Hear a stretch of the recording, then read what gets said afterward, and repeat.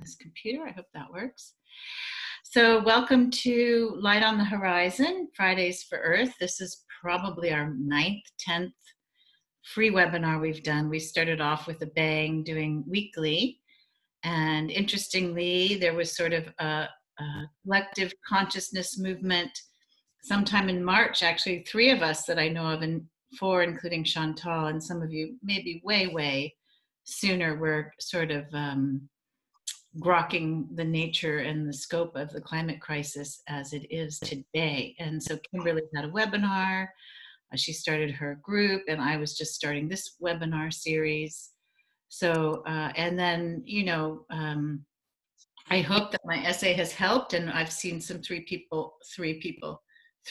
principles people start to post about the climate crisis, which was my hope, that we would start to be engaged in this conversation on some level. So we meet today, the day after the U.S. Thanksgiving / a day of Indigenous mourning.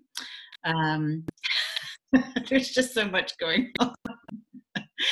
And you know, I had the thought to sort of do a bit of a check-in with everybody, and we were going to maybe talk about gratitude, because that's a theme of Thanksgiving, and some of my friends are concerned that I'm interfering with that lovely theme of Thanksgiving by posting anything about the Indigenous. So I feel a bit torn, but we can't go wrong with gratitude.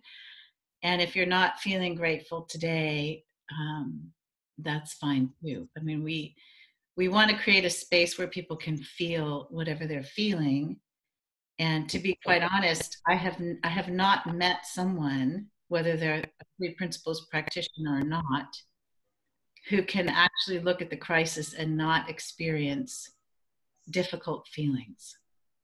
So I just want to say that, you know, all difficult feelings are welcome here, and we don't want to stay in them. It's difficult to stay in them. I have had that experience of staying in the difficult feelings and coming through them, and so has Kimberly, I think Chantal as well. So we can talk about our own process in coming through those feelings, if that's helpful. So someone just on the chat was asking about videos. Yeah, we've got them up on a YouTube page. We're a little bit behind. That's mostly because of me, but we'll get the rest of them up. I think there are 6 up now. Light on the Horizon, Fridays for Earth, YouTube. So shall we check in? Yeah, can I just check, Helena, is it Helena or Helena? How to pronounce it? Helena. Helena, are you asking because you'd like, you're sort of wanting it to be confidential, or just want to check where that question is coming from for you to make sure we answer it? Yeah, I probably would be, I'm probably a bit more conscious of censoring myself if I feel like it's an open, but that's fine. I just wanted to check, and but that's okay. I just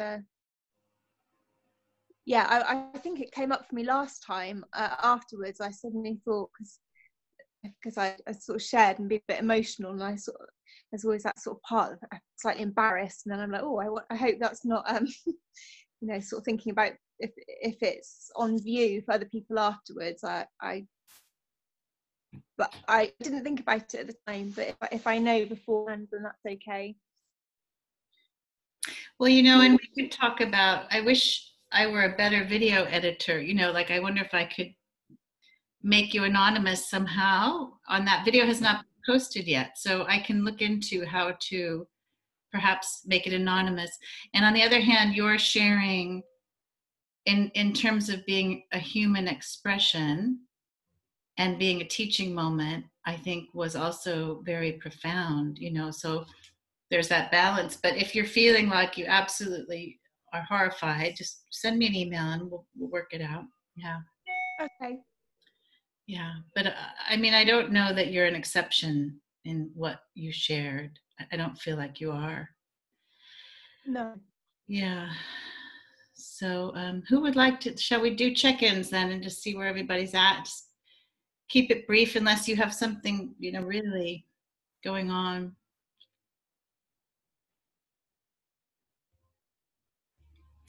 So you can just, I think everyone's unmuted right now. So just go ahead and except for some of you would have to unmute. How's everybody doing? I'll go first then. Hi, I'm Martin from the south of the UK. Been teaching the principles in business for about 5 years or so.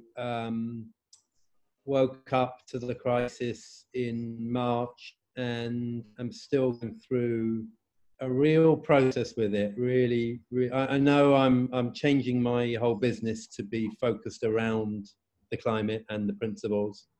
But if I'm, well, I mean, I don't need to say if I'm honest. Honestly, I'm still really struggling how to make sense of it.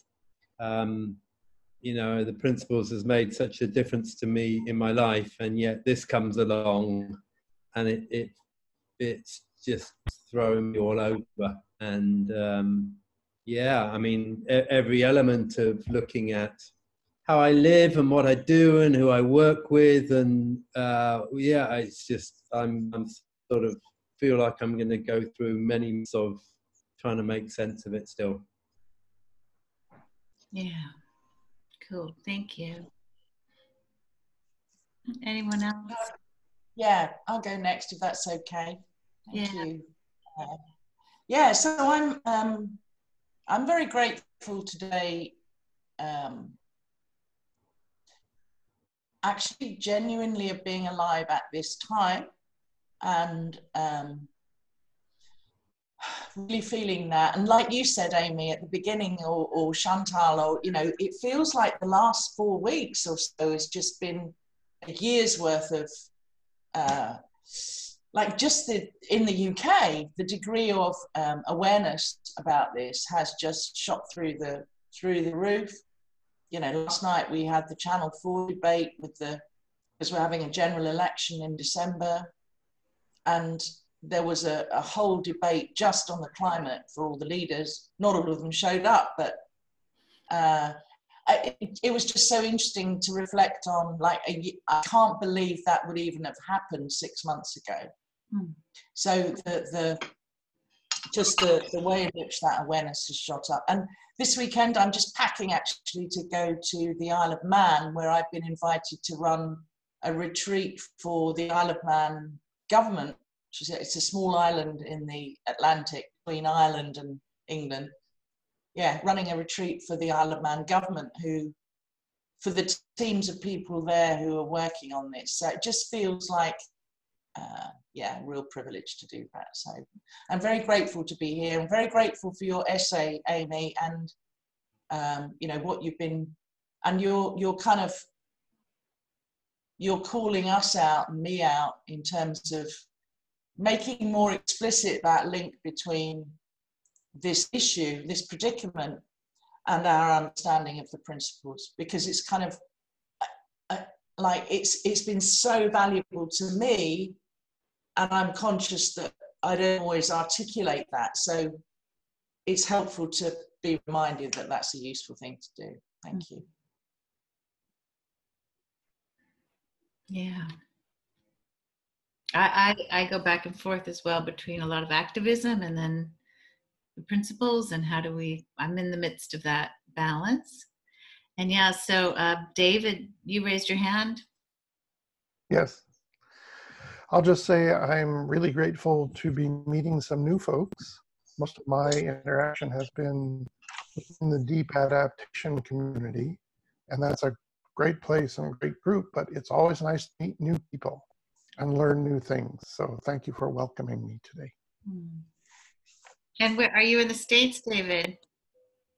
Yes, I'm in Seattle, Washington, on the west coast of the United States, and it's just past 10 a.m. here. And the sky is blue and clear, and it's quite chilly. And are you in Seattle proper, or are you north, or just, are you actually in the city? I'm in town in a neighborhood called Phinney Ridge near Green Lake, if you happen to know the city. Okay, because we have a lot of colleagues actually in La Conner. There's a bit of a spot there of principles-based practitioners. So That's good to know. Yeah. Thank you for joining us. So you discovered this on the Deep Adaptation online forum or something? I think you listed it there as an event, or you made a post. And I'm like, oh, there's an online meeting that I didn't know about. I better check that out. Here I am. And Kimberly's quite involved in PDA as well in England. So you've got a contact there. And she does some of the deep listening Oh yeah. webinar. Hello, Kimberly. Yeah. Yeah. I've had a couple and a couple more in December. So that's, yeah, it's lovely to see you here. Thank you.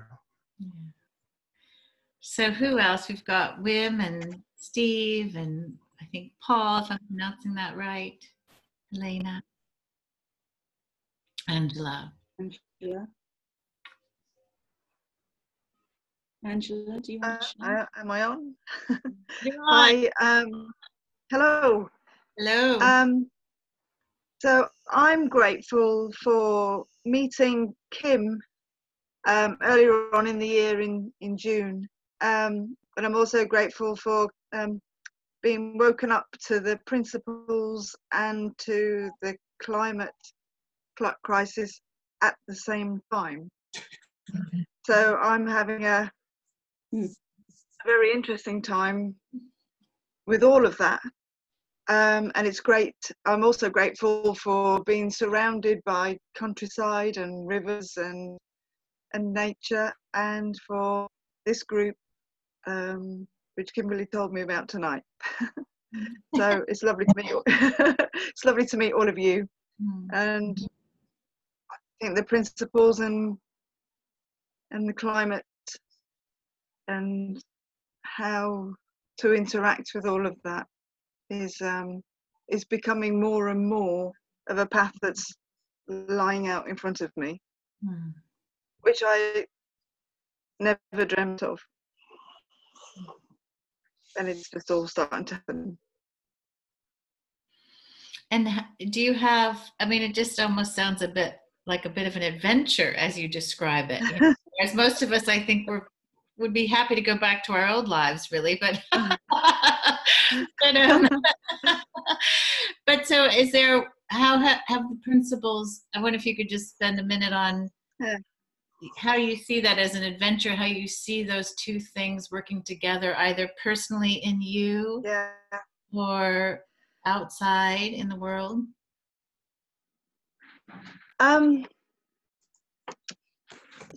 Well, I've had moments sort of since coming across the principles. Stuff's happened inside. Where I've noticed is a real it's connection and a wake up. It's a wake up call, really. So being woken up to my own consciousness and listening to my own wisdom, and this immense, I've sort of had this immense sort of sense of the world, and what I mean, like it's hard to explain, but when I then go out in nature and walk on like the common that we have near us and the common land, I feel really connected with everything. And that's come about from having my own awareness being raised about my own consciousness and connection with everyone and the world, and how we're all, and the earth, and how we're all one, the oneness. And so it's exciting time for me, and the adventure is because it's like all of a sudden the blinkers are off, and because of the connection and the oneness and love, I guess, I feel at peace with all of that. Even when the shit does hit the fan,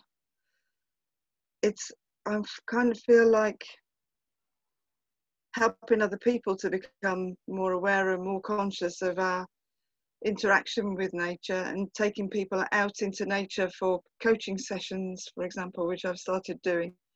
We might start getting more of an appreciation of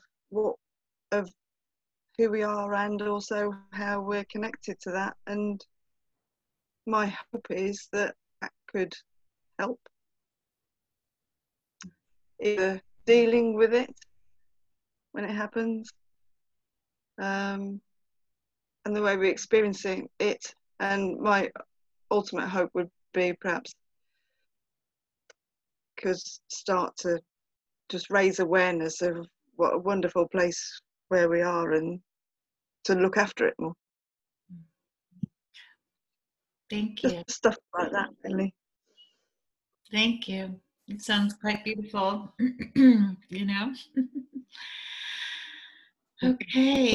And who else would like to check in? Wim's not going to because he's in a busy cafe, and I'm happy to, Amy. yeah. I've been muting people just because of the background noises, so I'll mute myself. Yeah. So yeah.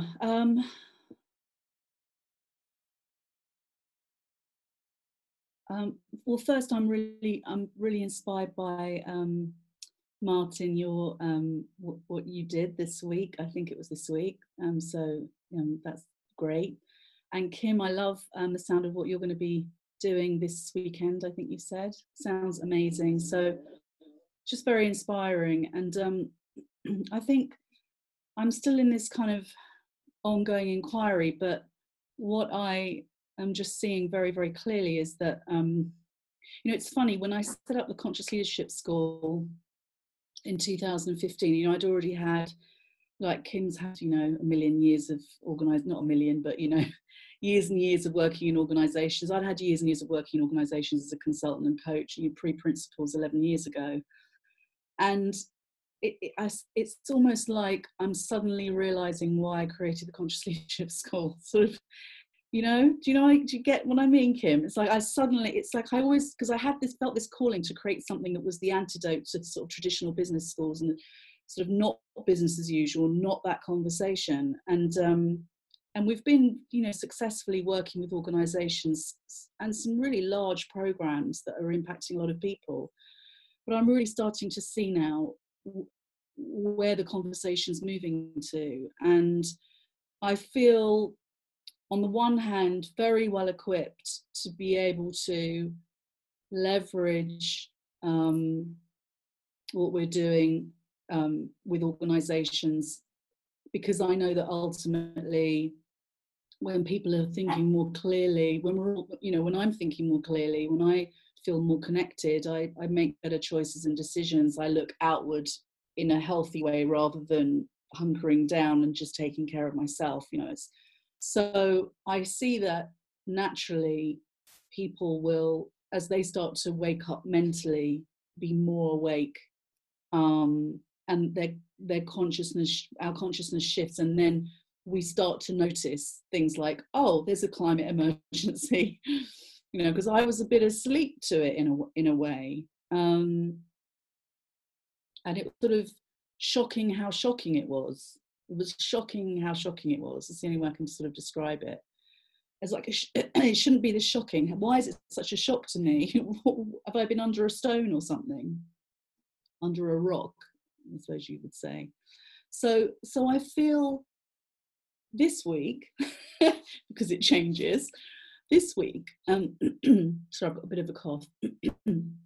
I feel I feel very hopeful, not in a oh, we can save the planet, we can turn it around kind of hopeful, but more of a sort of a more sober, grounded hopeful, that this is such an important conversation, and right now, you know, the principles, understanding our true, you know, that we're truly psychologically free, and that by seeing something about that, what that can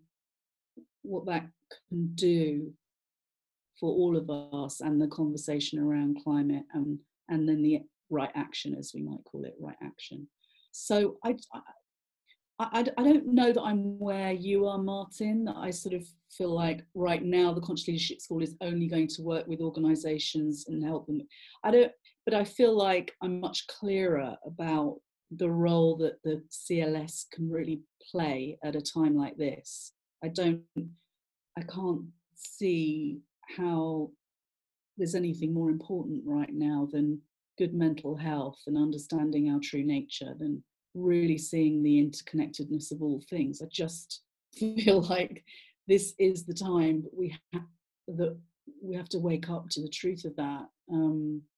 And so I'm really grateful to be in this conversation. I'm grateful for what you're doing, Kim. I'm grateful for what Mark. Just grateful to be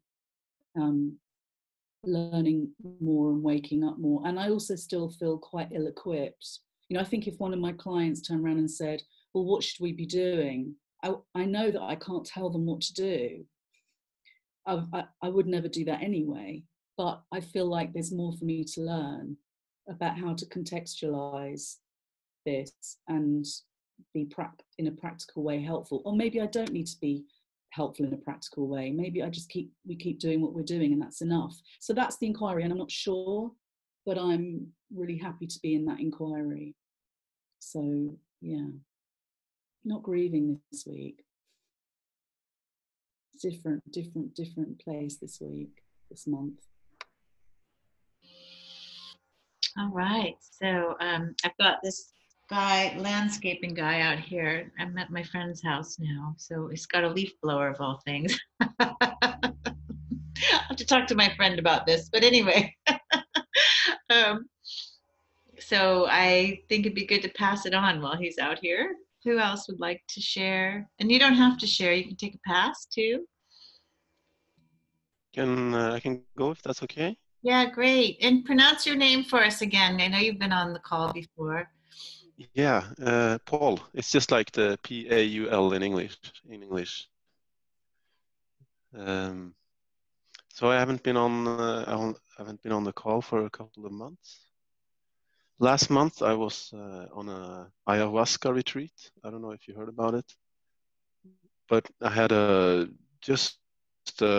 really huge opening of something.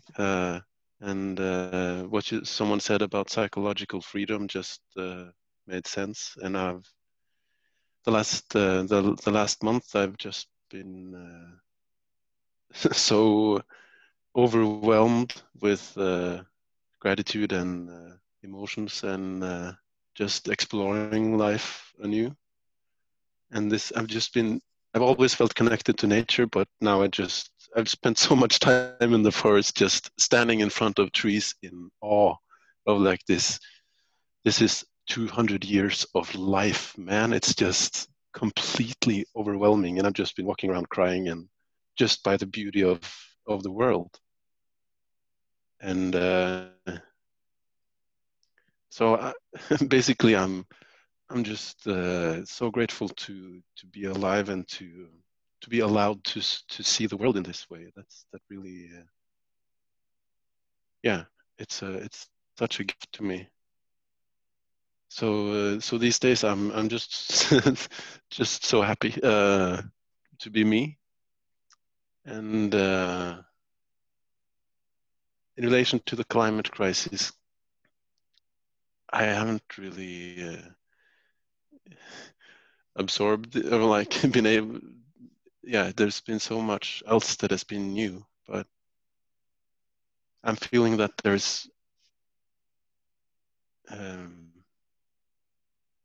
like all the violence I've been doing, all the psychological violence I've been doing to myself all my life has sort of stopped or been reduced very much. And everywhere I see, like how we treat the world, how we treat everything, I just see so much violence. And yeah, so that's I'm just exploring that in my understanding of the climate crisis. Yeah, so that's where I am. That sounds. And yes, I'm so grateful to be on this call. It's so nice that you hold this space for us, and like Amy, you did with your posts, like you're pointing at the elephant in the room, and that's really cool that you're doing that. I really I salute you for that. I appreciate that. It's not always easy. I really appreciate that. Sometimes I just want to be, just a mainstream type of gal. That's never going to be you, Amy. I know. You've got to give that up, that idea. It's never going to happen. It's not terribly lucrative what I'm doing, but oh well. Maybe it will be one day. I just wanted to mention there are some streams of, like the indigenous awareness happening in the United States. It's the first year I've seen a lot of people posting about the National Day of Mourning rather than Thanksgiving. And it's controversial and it's upsetting because people just want to eat their turkey and have fun, but to see actually people acknowledging this even on social media is huge, that this is that we have some controversy and it's not all just happiness and love on this day. We have the story is not right that we're telling. Doesn't mean we can't have happiness and love, but we should tell the right story and figure out where to focus that love and sharing and gratitude, perhaps, in a different way. And also when you mentioned the ayahuasca, Michael Pollan's book came out a couple of years ago, How to Change Your Mind, about the use of psychedelics and MDMA in post-trauma work and depression. And so there's, and MAPS, which is the organization, one of the organizations he talks about is actually based in Santa Cruz, in my hometown. And there's something about that. In fact, I think Gail Bradbrook mentions taking ayahuasca as part of her thinking, developing her thinking around Extinction Rebellion. So I know it's not for everyone. I know that some people can't even think about going near such substances or medicines or channels for insight, because it might be not something that they do well with physiologically or psychologically. But at any rate, that's it's something I'm noticing. I'm noticing shifts in consciousness around different things, and one of them is the use of psychedelics and other kinds of plant-based medicines, including THC and so forth, at this time. And I don't think that's an accident. I think that we will need every form of sort of access to the deepest kind of insight and connection with Earth. That's my personal opinion only. So you don't have to, agree with me, but I just wanted to put that out there. So thank you, Paul. Anyone else? Oh, Paul, go ahead. No, I think you used the right word, like the deepest sort of insight and connection to the Earth. That, yeah, it really opened that up for me, at least. Yeah. Oh, sorry. Do you want? Can I just quickly add to that, Amy? Because I've been exploring plant medicines myself quite a lot this year, and I went on a retreat in the Netherlands with psilocybin, and had the most profound experience, which is something like a 3 Principles advanced course, where I really got to see oneness like beyond anything I'd ever experienced. And the bit that I wanted to add just quickly before Helena comes in is that the way that people in this field see it is that the mushrooms are under the earth, and there's a consciousness in the mushrooms, and the mushrooms join the trees together and spread things between trees according to what the needs are.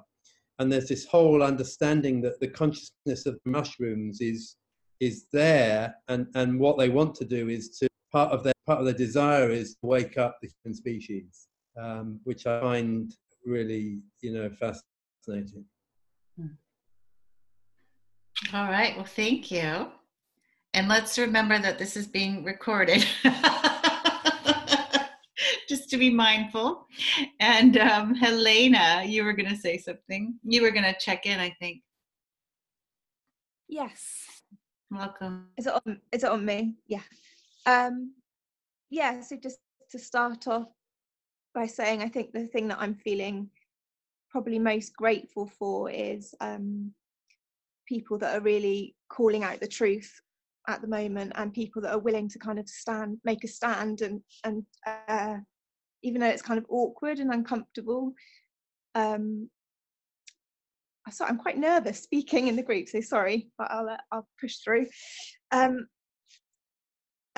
and I think partly because that probably goes against my own personality type, although inside I'm feeling so kind of strongly about things and feeling so much emotion, that it feels a relief when I see other people kind of making a stand and really expressing something and articulating it really well, something that I'm feeling inside. So I have huge, massive appreciation for that, and I sort of recognise that that's really what sparked the movements that are happening and the awareness that's growing from people like Greta Thunberg and lots of other people who are really making a stand. And yeah, just on from that, I've just been having this kind of feeling when I'm not so much in contact with that, listening to people or being parts of groups like this, almost having this feeling like I'm either mad or the world is mad, and not quite knowing which one is true, because in my mainstream day-to-day life there isn't really a space for this. I have to kind of limit how much I say in conversation about climate crisis, especially monitoring my emotions and not wanting to be too emotive around it, yet feeling such huge feelings of sort of, you know, grief and anger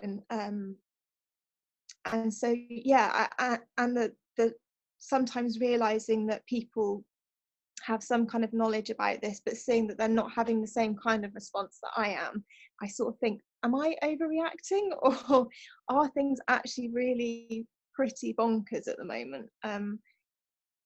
And so again, yeah, just when I hear people who are really connecting with it and really responding from a place of being fully connected with it and not turning away in any way, I feel such a huge sort of rush of emotion. Actually, I feel really sort of touched by it, and incredibly grateful, because I can see that there is a kind of awakening that's slowly sort of rippling through, and that people are starting to understand bit by bit the nature of what's happening, not just in terms of, not just like the statistics of, you know, temperatures, but also what's interconnected with that in terms of the way that we've been living our lives, with corporate power and all these things that I think inside I've always felt that something's not been quite right in certain ways, and it almost feels kind of validating to see how off track we are. I kind of feel like, okay, I'm not I'm not completely mad, like something is kind of not quite right here. And but yeah, I'm grateful to, yeah, like you, Amy, again, for holding a group. And I don't know what your article is that you put out, I haven't read it, but it sounds like that you were maybe challenging something in that, so I don't know.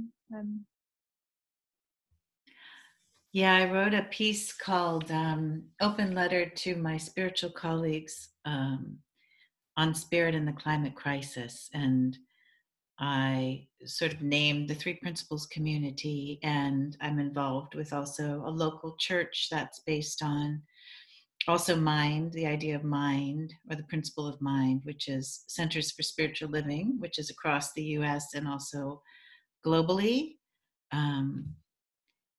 And it's basically like, you know, hello, you know, where are we? Where are we with this? Let's take a look, because it's, as far as I can tell, it's going to be the biggest mental health crisis we've seen, you know. And I just want to acknowledge, Helena, that of the people that I'm connected with in Santa Cruz, for example, Extinction Rebellion, people including a Zen Buddhist priest who's one of the most beautiful people I know. And most of these people are the most beautiful people I know, you know, in my hometown. You know, the priest herself says, I have a hard time. I wake up in the morning and I think about this. And I think about this. I think about the Dharma, she says, and I think about this. And so I'm not suggesting anyone needs to do that. I want to sort of normalize or to acknowledge that, you know, the end of the world as we know it is massive as a thought, you know, or as a set of thoughts, or as anything to contemplate, you know, in our lifetimes. And so then how do we bring the principles into that so that we're not turning away and denying or distracting? And at the same time, how can we find joy and presence and gratitude and right action in the midst of that?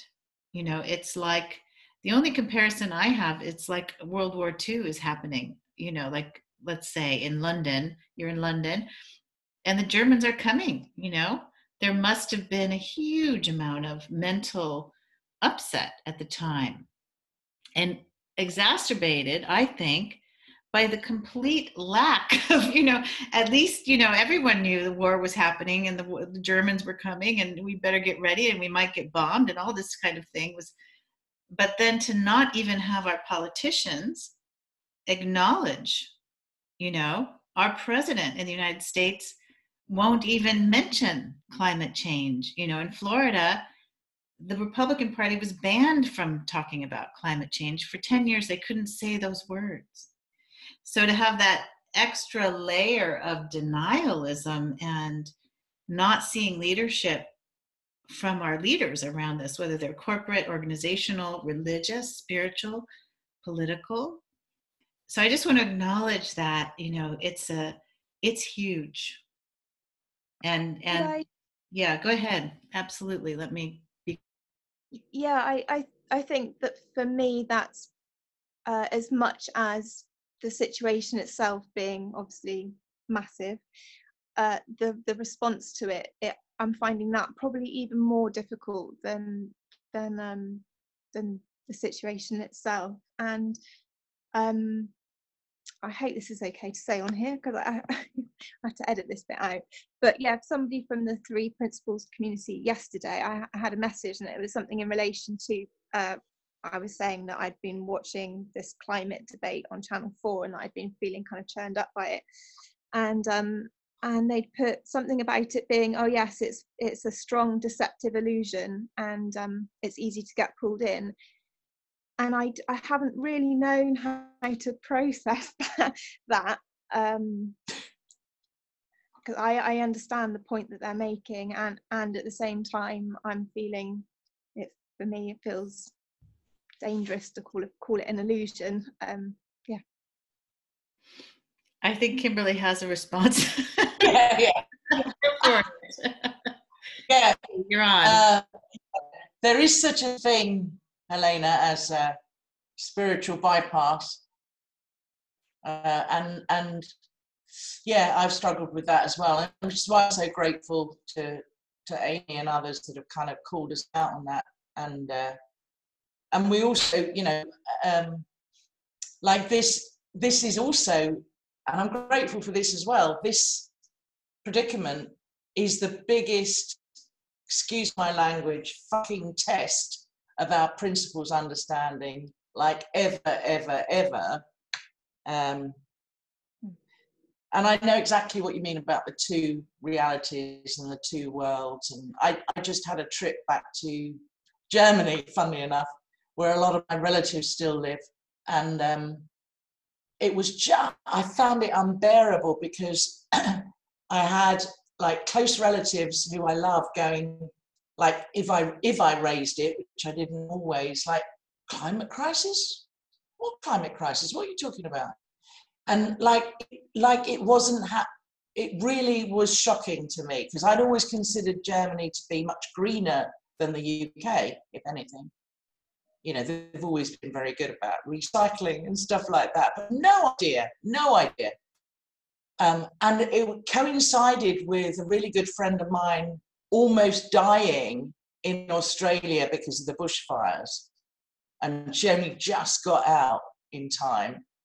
So I know exactly what you mean. But yeah, there is still a lot of that soft denialism, that spiritual bypassing, that, and I'm at the point of I've had it with that. Yeah. Amen. Yeah.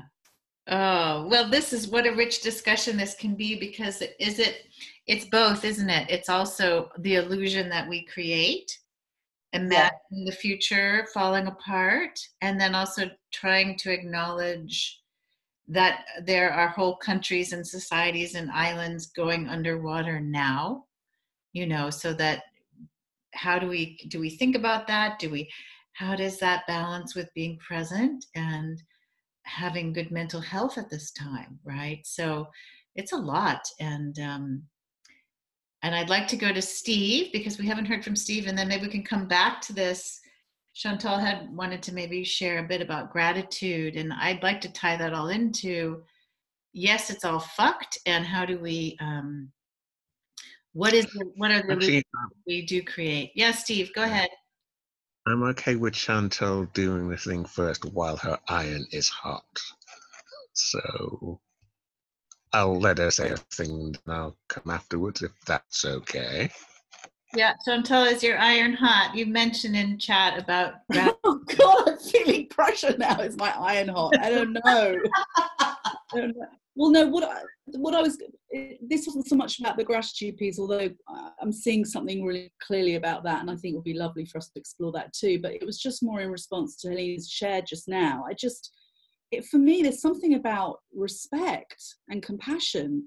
We could say that this is all one divine cosmic illusion, but for me, I always come back to this idea that if I walk out on the street and I'm not looking, I will get knocked over, and it's going to hurt, and I could break my legs, and that's not an illusion. That we're in a physical, we are in a physical world and a spiritual world all at the same time. I just feel like that response, it just feels like it lacked any. I mean, I'm just taking it to the extreme, but that kind of response feels like it lacks any real connection and compassion for your experience, and your experience is your experience, and we have to respect, and well, we don't have to respect, but I respect people's experience, full stop, because that's that's our reality. And I think it is a balancing act, of course, how experience is being created through us, within us, inside of us. And yeah, absolutely, there are some very physical realities that we are experiencing, and so it feels a bit like a tightrope walk sometimes. I don't know if that's the right metaphor, but yeah, it feels like that's the inquiry, the deeper inquiry for me, is that balance. And so yeah, but compassion, respect for people's experience, not telling them, well, that's just a thought created illusion, don't worry, Helena, it's going to be fine because it's all an illusion anyway. It just seems so deeply unhelpful to me. I don't want to get ranty, but that's, doesn't seem very compassionate. So Steve, how about, are you ready to chime in now? Yeah.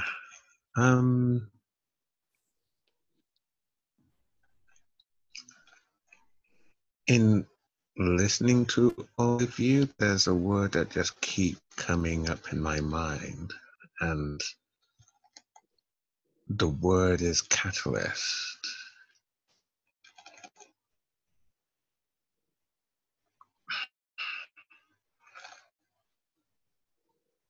And people have been mentioning about ayahuasca and THC, and people have been mentioning about talking with others and so on and so forth on this particular topic.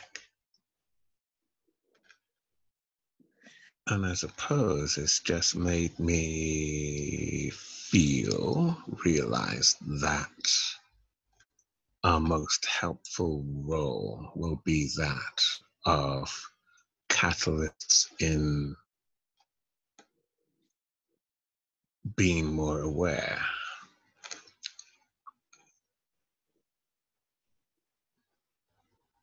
in being more connected to what's actually going on around them.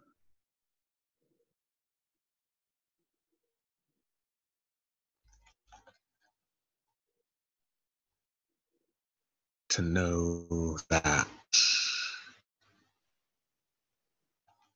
it might be your illusion, but that illusion is still a reflection of reality. And reality has to be dealt with.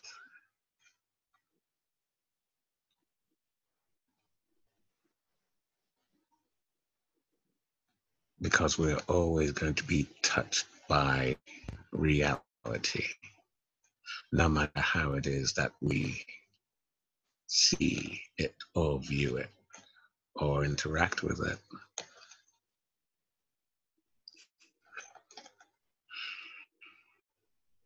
So I suppose it's just a question of how do we see ourselves as catalysts in helping or guiding others to realize what's actually happening in front of their noses.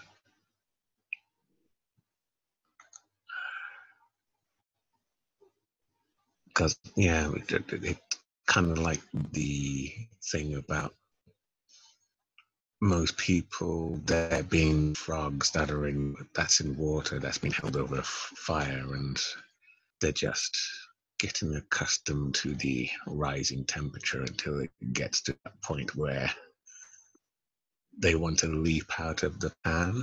But in this case, that's not gonna really help. And actually, it just occurs to me, the ozone layer, that was the last big thing we dealt with, which we've been mostly successful about dealing with.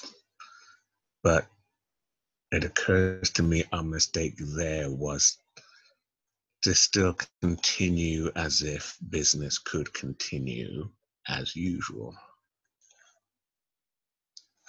So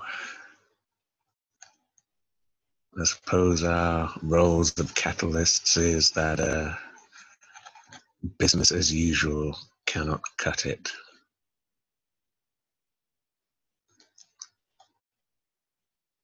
And that doesn't have to be a scary thing to think about, because I think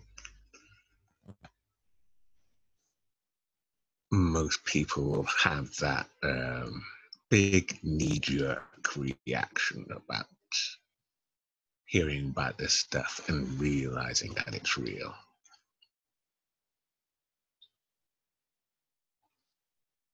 But running around like a headless chicken just means you're running around like a headless chicken. You're not actually dealing with anything at all.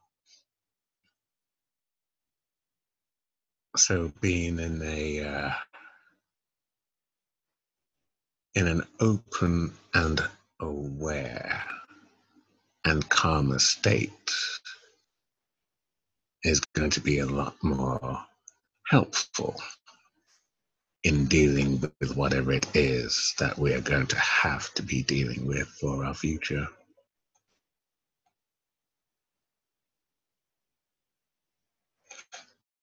So yeah, That's my current thought that popped into my head. And with that, I'll just be quiet. Thank you so much. You know, I for some reason, I just have this impulse to really extend my compassion and understanding, because although we're all, you know, as Steve's saying, we're all looking to be the right sort of catalyst, or that is a possibility for each of us. I really do notice how extreme people's reactions are. And I've seen myself also run around like a chicken with my head cut off. So I just want to put my hand up and say, you know, like, all right, guilty, you know, and I've seen activist friends actually who still are. The activism is a bit of a distraction, you know, from their own minds. And so it occurs to me that looking at our minds in this context is so helpful. And I'm gonna say a few words, and Chantal, if you want to jump in with some words about gratitude or connecting to what I'm saying, or anyone, because it just really feels like an equal dialogue here. You know, we all have equal wisdom, and we're all seeing different things, you know, that are insightful and wise things or thoughts or channelings or what have you. What I'm seeing, and I'm not perfect with this, is that this is all happening and we've read about it, and yet oddly enough we still live with, most of us, not all of us, those of us with the privilege of and the luck, you know, of being in, let's say, relatively developed Western societies, or you know, or anywhere relatively developed societies. We still have the water flowing out of the tap, and we still have, you know, we can drink it, most of us, and we still have the groceries are lined with food, you know, the grocery stores. So, and we still have our families around us, or some of us do, and we still have our lives that we're living. So how do we, can we be grateful for that? And it seems a bit like a sin or something, you know, to really enjoy and be grateful. And yet there's a part of me that's like, it feels so important to me to be so grateful, and that you could have that gratitude and understand the privilege and the luck at the same time, so that we're careful with our resources, and that we use our privilege in a way that is helpful to be catalysts, as Steve has brought up this word, which is a good word, to also be catalysts, but that we're able to balance with the sense of presence and beingness. That, to be honest, my children, my husband, my mother, my family, I honestly have to completely forget about what's happening from time to time. And it hasn't been easy, you know, like I see that other people are running, you know, even this Buddhist priest is running the storyline of climate crisis, although she's very cheerful and she's very grounded, and it doesn't bother her, I don't think, that it runs. She talks about we should always be cheerful, she says, which I think is really quite something, and she's a treasure in our group. But anyway, thoughts about that, about finding a sense of gratitude and beingness, even in the midst of what really looks like oncoming catastrophe. We don't know. And I find myself, this is just the human part of me, I find myself, I do look for bits of hope. I do look for, you know, is it possible that we could shift consciousness so quickly, so radically, so deeply, that we could save most of the human population and species that are remaining? And so I don't know, but there's a part of me that's like, well, we're going to try, right? Because what else is there to do? So I have that little bit of hope. I haven't given up hope, but it's active hope. You know, it's active hope, which is different than, you know, it'll all be okay, we don't have to think about it, you know. So anyway, thoughts about that I'd love to hear, because I think it's something we're all grappling with, or many of us, maybe who haven't taken ayahuasca lately. Thank you, Paul, though, for your wonderful insight that there's that state of mind that's available to us, ayahuasca or not. Anyway, I'd like to hear thoughts about this. And I don't know, Chantal, if you want to speak, or someone else. Well, yeah, I mean, when you first posted about tonight and saying that you thought it would be great to focus on gratitude, and I was reflecting on it, and the thing that always occurs to me about gratitude is that it never works out well for me when I'm trying to be grateful. Just when I'm trying to sort of make myself grateful, it always feels a little disingenuous somehow. But what I do see is that understanding more about consciousness, and about where experience is coming from, about how life is flowing through me, and the more when I get into connection with that, when my mind is more still, or when I feel more connected, I just notice flashes of gratitude, feelings of gratitude just come. I'm out with my dogs and I just suddenly look around and I just think, wow, and it's not because I had to get my gratitude journal out and start thinking about three things I'm grateful for today. It's because gratitude is this beautiful spiritual force of energy that just comes through us, and so what I see is, well, okay, so that seems to naturally arise, and then it also, the way it connects, for me at least, how I see it, the way it connects with the climate emergency, is that it feels like it's really important for us to be grateful for what we have and care for what we have, because then we will make potentially better choices and decisions about how we live.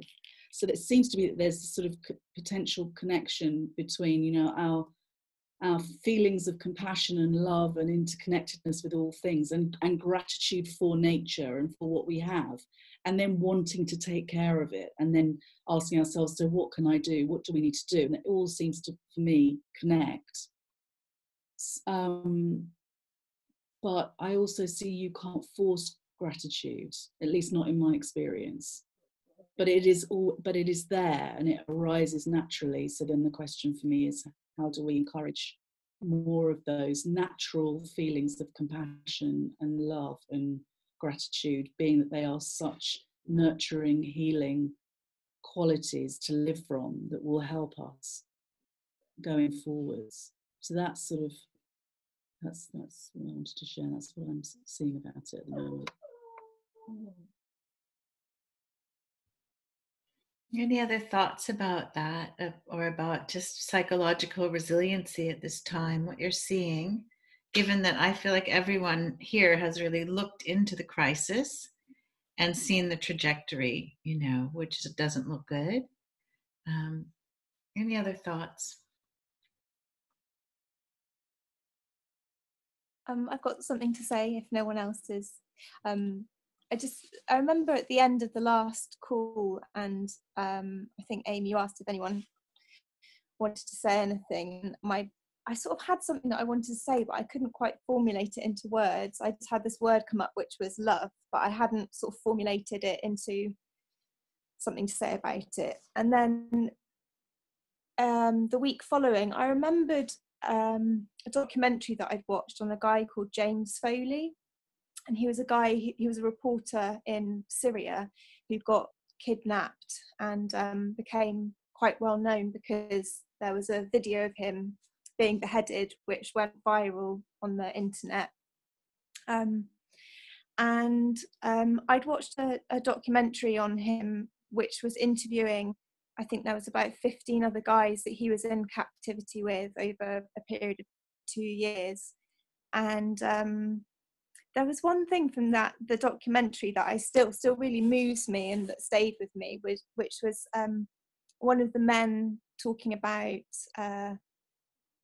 they were obviously living in very dire circumstances where they didn't have much food, so there was sort of a level of starvation. They didn't have much water. Often the guards would come down and beat them. And there was one day, it was either like Christmas or somebody's birthday, and all of the men sat round in a circle and played a game together. And when he was telling the story, he was quite sort of moved by it, and he just basically said it was the best, despite all of the external circumstances, that being together with those 15 men that he'd been in captivity with, because of the situation that they were in, the sort of bond that they'd formed, he described that day as the best day of his life, because of the sense of kind of love and the bond that they had together. And yeah, there was something about that that's really kind of stayed with me and kept kind of popping up into my head when I get kind of future fantasized thoughts about the, you know, how things might look. But remembering that I think really what makes things bearable, any kind of situation, is really that what feels stronger than anything else is that kind of feeling of love, even just inside myself, but also especially when it feels like it's a kind of shared thing with other people. And there is perhaps something about maybe extreme situations or circumstances that really bring that out. There's almost like a possibility for a stronger connection with people. And so yeah, I don't know that I articulated it that well, but that was what came up for me after the call, that I remembered that I kind of wanted to say, but I couldn't quite.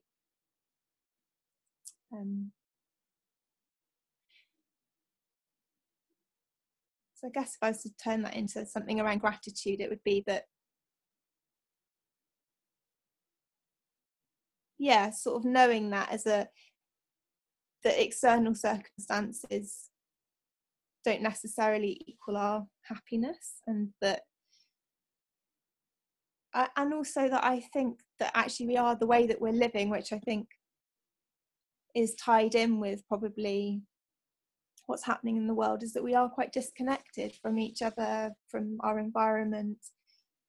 And as much as everything is potentially going to be really crumbling, and there's going to be a kind of collapse and a falling apart, I think it's probably an opportunity as well for us to come together. I don't know exactly what that will look like, but I'm sure that there'll be I think there already is an element, or that I'm experiencing an element of that, just by getting involved with Extinction Rebellion. And I think it's a sort of an opportunity to discover it. I think it calls into question like the real kind of meaning and purpose of life, what it is to be here, what it is to sort of where we find our source of peace or happiness and resilience, all of those kind of things. I think it's such a deep, yeah, I don't know that I expressed that very well, but oh, I think that's beautiful. And it's also, it sort of, you know, there's a bit of the unknown at play, actually a great deal of the unknown at play at this time. And just without knowing how love and gratitude take form for us, you know, whether that's in increased community or whether that's in profound connection with the life we have now, or whether that's you know, not getting a leaf blower, kind of, you know, firing the leaf blower. I don't know what that looks like, but there's something about love and gratitude, right? It's what Sid used to talk about all the time. And I'm curious about maybe David or Martin or anyone, Angela, who hasn't spoken, if you guys have any thoughts at this time. I know, David, there's a whole principles psychology happening here that you're not so familiar with, and we have the webinars. I think the second webinar on the YouTube channel has a we outlay the 3 principles that are the foundation of this particular psychology. But if you have any thoughts or questions. Well, my thought is about my experience becoming involved in the issue. Just a minute, I'm going to cough. And what I'm most grateful for is meeting so many different people and learning how much wisdom people have. Because 6 months or a year ago, I thought I was aware of the problem and I developed my own way of thinking about it. And I thought I was pretty well informed and had my way to go, you know. And then I got involved with the Deep Adaptation Group, and I've done some of these meetings. And what I find is everyone is smarter than me. And everyone in a collective sense is so much smarter than me. It's like I now understand I am one little ant in the anthill. And that is so valuable and comforting. It is that makes me most grateful. So I come here, and yes, I recognize there's a philosophy at play. I've looked it up real quick. I don't understand it, but I looked it up, so I know some of the words. But the point is, I come here, and Amy, Chantal, Helena, everyone else, I get to experience your wisdom. I get to share your experience, which adds to mine and contextualizes mine and puts me in perspective. So I can relax. It's like, it's not just poor David facing the catastrophe by himself. It's like, no, it's the beloved community. It's the Sangha. And that's been missing in my life for decades. Don't tell anyone. So now, find it in this weird context. So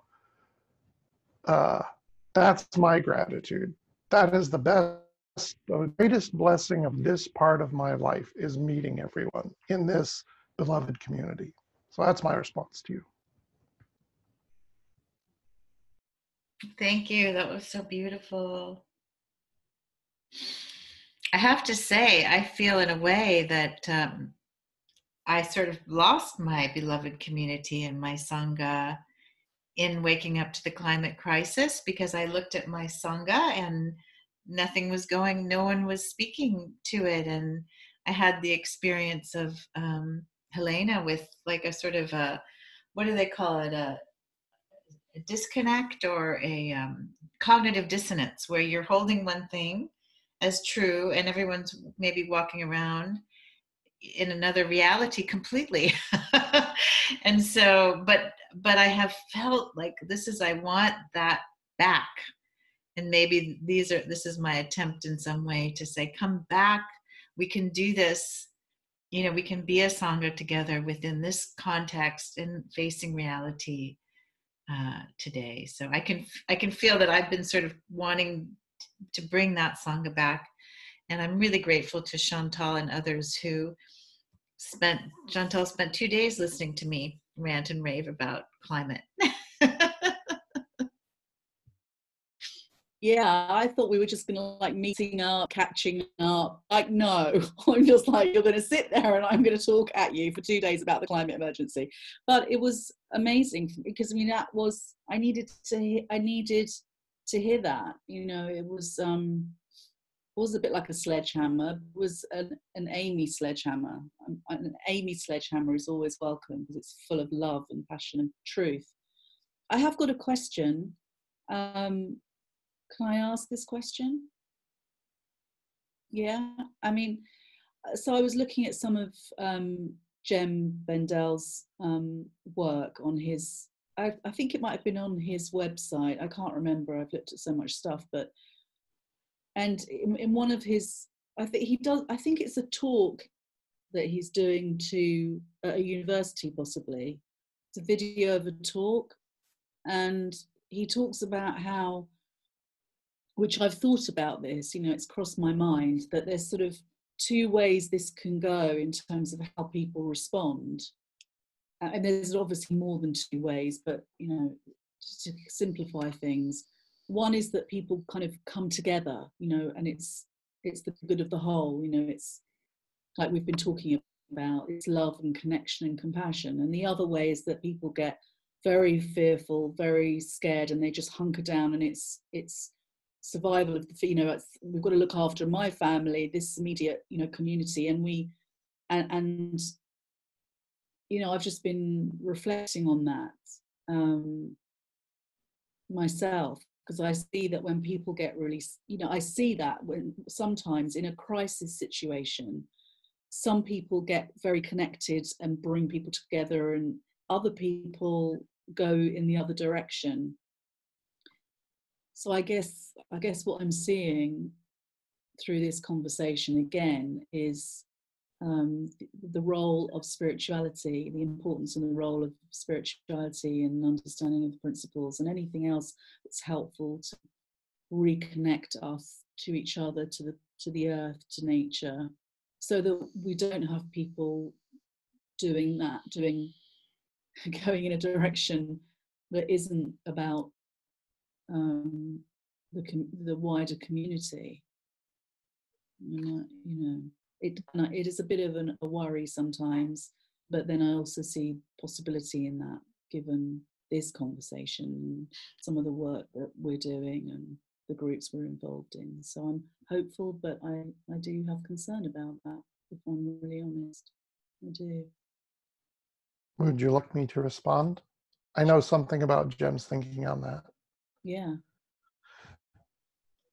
From the very beginning, I think Jem Bendell is a professor in Cumbria, UK. He's the author of The Deep Adaptation Philosophy. Jem has been concerned from the beginning about the prospect, the negative option that Chantal, you mentioned, that in the face of a fearful phenomenon, people will behave badly to each other. And he talks about othering, putting the blame out, finding someone to blame, and dividing us as humans, and then treating the supposed other very badly. So that is a fear that motivates him. And the attempt to create a discussion around adaptation based in love, action based in truth and love, is precisely intended as an antidote to that kind of behavior. How that's supposed to happen on a worldwide scale, the best answer that he's come up with is to be involved with Extinction Rebellion on the public side. On the spiritual side, Jem is not overtly spiritual, and he doesn't have a particular spiritual teaching. But spirituality is part of the deep adaptation philosophy.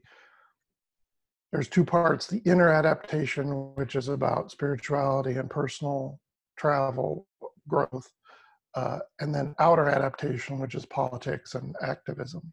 They go together, and there's tension between them. So if you're looking inside, how does that move you to action in the world? And Amy, that's what your article was about. That's what you just wrote about, is how do we move from the inner motion to the outer motion. I will tell you my personal thought. My personal thought is that we, people like us who are here today, we are responsible for our own growth, and then touching and reaching the small groups of people that we reach both in our physical world and then in meetings like this, to strengthen ourselves and to strengthen the bonds between us. And this is a little bit woo, I don't know what the attitude is about this, but I think there is, in some mysterious way, a strength that grows by the growing of connections between us in this in this conversation, that our mutual understanding and our mutual connection builds real strength in a way that we can't necessarily understand rationally, but that doesn't make it unreal. It just makes it irrational or undescribable. So as first hundreds and then thousands and then millions awaken in whatever way they awaken and find each other, that is a web of strength and love that can catch us as we fall. So, but I don't pretend to know how that works. I don't know. So does that respond to your question, Chantal?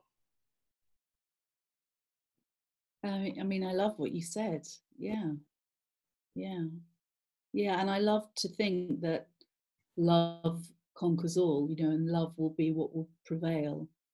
I also have seen how humans can respond in a crisis. It can be very unloving and very uncompassionate, but it also just helps to contextualize why we have these conversations, which is what I'm also really hearing in what you're saying. It just it makes conversations like this and what Extinction Rebellion are doing and what Gem's doing and everyone else in their own ways is doing so important.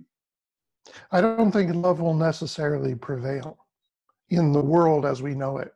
I think love may lose. I think the fascists may win. I think the whole thing may go bad.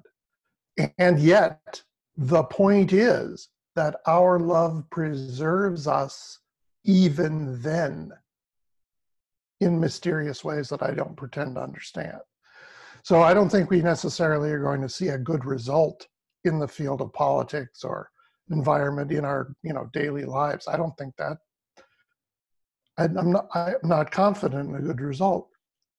And yet, I'm fully confident and full of gratitude for everything that happens, because our love preserves us, and our love with our community preserves us.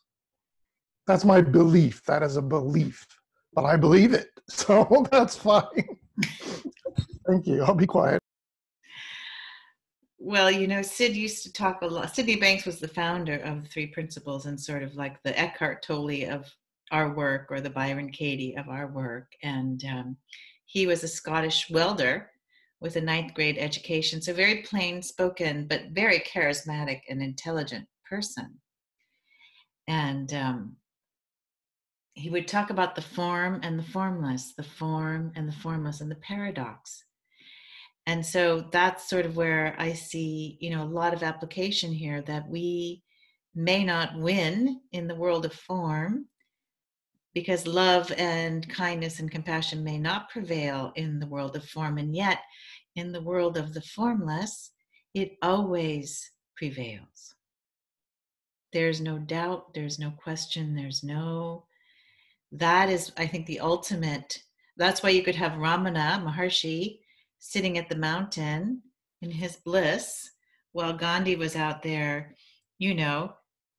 starving to death and whatever else he was, walking to death and organizing everyone this way, and have both be true and both be right, and right ways of being. Someone so immersed in the love that already is, that is, cannot be touched, and someone also but up there, but moving into this world of form where there's duality and a bit of a conflict, a huge conflict.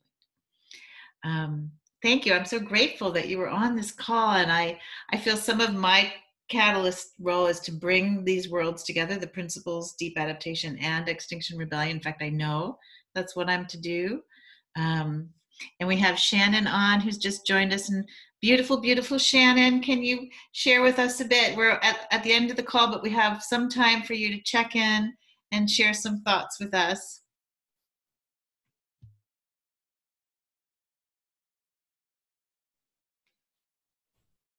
Yes, we'll share soon. Are you able to unmute? I'm unmuting you. Is that okay? Oh, no, I can't. Hi, friends. There you are. Yes, I am. I'm babysitting a puppy while I'm joining the call, and he's being a bit of a rascal. So my video's not on. But let me, let's see. He might try to step on my laptop, but let's just see. Start video. Hi, guys.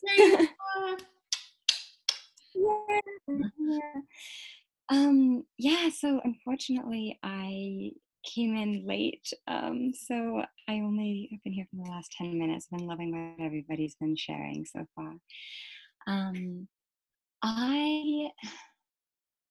Where I'm at with this lately is just this kind of realization, I guess, that everything that I can, like the best thing that I can do is just to follow what feels right in any moment. And I know that seems like my mind's always like, that's not going to be enough. That's not going to do anything. That's, but I've been reading a lot of Charles Eisenstein's work recently.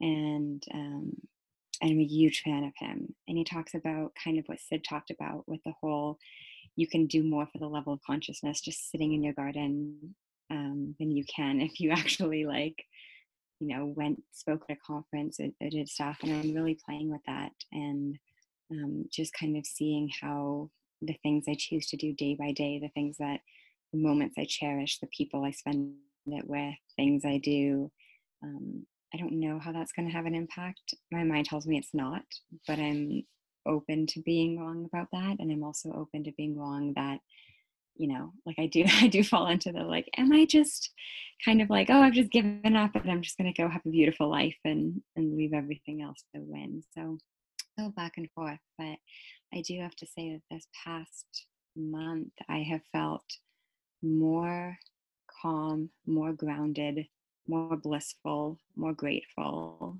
than I have in a long time. So I think that if there's anything bigger that occurs to me to do, I'll be in a space where I can actually do it. And in the meantime, the people I'm spending it with, whether it's this little puppy at my feet who's chewing my socks, or the lovely friends that I've been blessed to spend a lot of an abundance of quality time with lately, maybe Charles and Sid is right, and that's what's going to have the biggest impact, and that's actually going to send waves of love and understanding out into the world, because Lord knows we need it at this time more than ever. So yeah, just kind of hanging out and doing what feels right, and just kind of seeing what opens up from that. And I really appreciate these conversations. So thank you guys for these.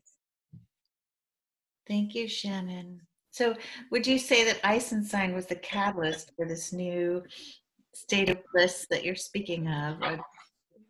I'm just curious about the catalyst for that, if it was just something that happened that you couldn't really describe, but I think that might be helpful and useful. Yeah, just coming from an understanding, I don't want to say it's been a thing or a place or a person, because I kind of know that it doesn't really work like that. But one of the things I did a month ago is I came back to the place that feels the most home to me, which is this tiny ski town in the mountains of British Columbia, 8 hours from Vancouver. And that's where I've been living for the last month. And I literally live in nature. So I spend all of my time walking in nature, hiking in nature, being in nature, doing art inspired by where I live. So that probably has had some catalyst effect, just leaving the city and coming back to where I feel truly at home. But the work of Charles Eisenstein for sure has done that as well, because I really think he's one of those people who just gets it on a deeper level than 99.9% of the world gets it. And so when I read his books, I'm instantly reconnected to oh yeah, this is what's actually underlying the way we think about the world. It's the same thing that Jen and Dave talked about in the beginning calls about, we have this separation. We think nature is other and everyone else is other. And there's this big separation that's keeping us from doing what feels right and loving and healthy and beautiful. And so when I listen to Charles speak or read his books, I've only read 2 so far, but I know he has others. And I'm just like, wow, yeah, there is something so systemic at the root. And I think the principles offers us the opportunity to see through that illusion of separateness and see through the illusion that nature is other, people are other, economy is other, everything else is other, and takes us back to, oh, these are all just symptoms of the same underlying disease, and the underlying disease, lack of love and understanding. So whether I get that through the work of the principles or the work of Charles, or like I said, just having the joy of hiking my favorite mountain every day with the puppy I live with, like all of those things bring me back to the love and understanding that always exists. And from there, life just feels really grounded and blissful, even though I know that, you know, the facts say that things aren't getting any better anytime soon. So I've seen that, and I still feel like the kind of despair that I was feeling this summer has lessened its grip. So I don't know if that answered your question, but that's what I can see being a catalyst. Well, I think that's just the hope offered, you know, because I remember we've all been through a process, and we will continue to go through a process with this crisis and our own thoughts and feelings about it. And I remember when you were feeling upset, very upset, and we've all felt that way. So to hear this new space of grounding for you is really beautiful and hopeful. We're getting towards the actually it's 11:30 now, and we just had someone join on, Tim. Tim, do you want to just introduce yourself briefly, and then we'll meet again? I'll try to post this. I've been behind, but I'm creating more time in my life for this work. And so probably next week I'll be able to post the last 2 webinars up on the YouTube channel. It's been a beautiful call, really, like just everyone's offered so much quality, you know, in terms of what they're sharing. And Tim, do you want to say anything, or how are you feeling? I'm going to unmute you. There you go. You did it. Thank you. Yeah, I'm in a noisy airport, waiting to put some carbons in the air to return back to the UK. And I'm sorry I've joined in late, but yeah, it's a long story. Getting through customs and all that. Yeah. I don't think I've got anything to say other than I've missed being part of this series of talks. Needed. They're very supportive, very poignant right now. And, you know, all the conversations that I have around climate crisis, etc. Although today I was saying to somebody that I prefer the term ecology crisis, actually, because there's a lot of ecosystems that we're part of in the world. And I'm finding myself back away from the corporate work that I'm currently doing. I've done my last job this year, and spending the next 2 months in the UK, not going anywhere, and developing some projects with some young people and around the West Midlands in the UK locally. But it's all about ecology for me, and our own ecology, our own health, our own families, community, the nature that we're part of, and the ecosystems that we are a part of and ultimately responsible for as conscious human beings, really, as one of the more successful organisms that are, or so it seems, that are, you know, one of the most prolific perpetrators of ecological crisis that we're kind of looking at now. But yeah, thank you for keeping these things going, Amy, and everybody else that joins in. And I can only attempt to join in on time on another one when I don't find myself too busy, as we all, you know, sometimes are. Yeah. Well, thank you so much. Yeah, the next one we're doing last Fridays. So it'll be sort of in midst of holiday season, but it'll be the last Friday of December will be the next one. And then I'm going to turn off the recording in a minute, and people who have to go, thank you so much. I just wanted to share one thought about,